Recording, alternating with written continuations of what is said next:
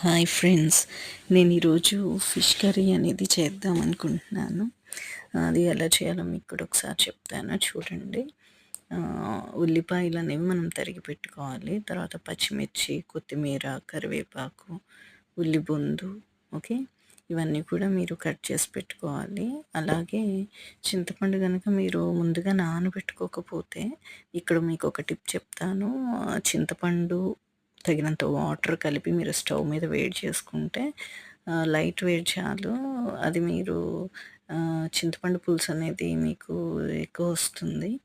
చింతపండు వేస్ట్ అనేది అవ్వదన్నమాట. Okay. Next మనం ఫిష్ పీసెస్ కూడా నేను క్లీన్గా వాష్ చేసి పెట్టాను. ఓకే. ఇప్పుడు మనం ఫిష్ కర్రీ అనేది కలిపి పెడతామన్నమాట. కలిపి పెట్టినా సరే ఫిష్ కర్రీ అనేది టేస్ట్ చాలా బాగుంటుంది. ఒకసారి మీరు కూడా ఇంట్లో ట్రై చేస్తే చేయండి. ఓకే.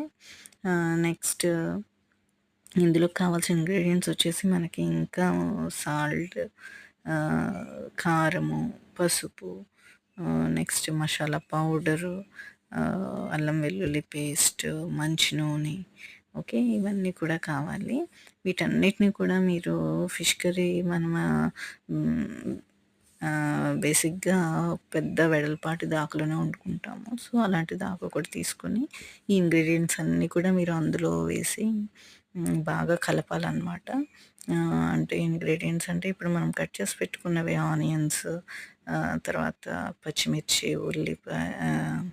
ఉల్లిపాయ, నెక్స్ట్ కొత్తిమీర, ఉప్పు, కారం, పసుపు, అల్లం వెల్లుల్లి పేస్ట్, మసాలా పౌడరు, మంచి నూనె, ఇవన్నీ కూడా మీరు బాగా కలిపితే కనుక వాటిలో ఉన్న ఫ్లేవర్స్ అనేవి మీకు దిగి ఫిష్ కర్రీ అనేది టేస్ట్ ఇంకా కొంచెం బాగుంటుంది.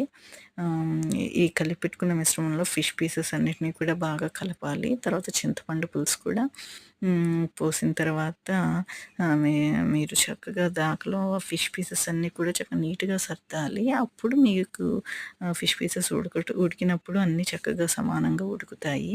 నీట్గా అంతా సర్దేసి పెట్టుకున్న తర్వాత హై ఫ్లేమ్లో పొయ్యి మీద పెట్టినప్పుడు మీరు హై ఫ్లేమ్లో ఒక 10 మినిట్స్, మీడియం ఫ్లేమ్లో ఒక 10 మినిట్స్, లో ఫ్లేమ్లో ఒక 5 to 7 మినిట్స్ పెట్టేసిన తర్వాత ఫిష్ కర్రీ అనేది మీకు సూపర్గా ఉంటుంది.